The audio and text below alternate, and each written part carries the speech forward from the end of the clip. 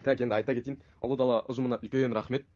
Курс өте мықты. Физика, математика бағытында оқыдым. Осы бойынша, осы бағыт бойынша жақсы оқушылар өте көп. Одан кейін ағайлар өздеріне баурап алады, кураторлар өте жақсы. Мысалы Данагүл апай, мен кейде ұмытып кетемін, сол кезде ескертіп отырады. Жақсы ғой бұл деген, өте жақсы не ғой, жұмыс қой.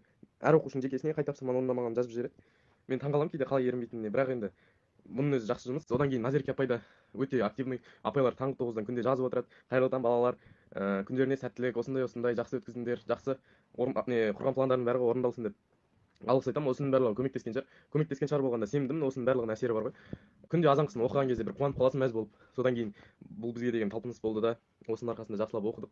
Амина апай да кезінде тарихтан жақсы не сабақ сұрап бір мәз болып қалушы едік. Сол кісіні көрген сайын жаңағыдың сабағы маған өте ұнайтын. Физика ағай ретінде сабақты ерінбей түсіреді, оқушылармен бір ағымда. Өзі де ұбт тапсырып көргеннен кейін енді айтып отырады, осындай осындай қорықпаңдар деп. Онлайн курстар бізге уақыт жағынан ұтымды. Әшейін үйден шықпай ақ отырып сабақ қарай аламыз, сұрағымызды қоя аламыз, жауап береді міндетті түрде. Жүзден асыру деген негізі оңай деп ойлаймын мен. Тек азыздан үздіксіз деген ұстанымды ұстап тоқтамай дайындалу керек. Сосын мотивация деген әңгіме болмау керек.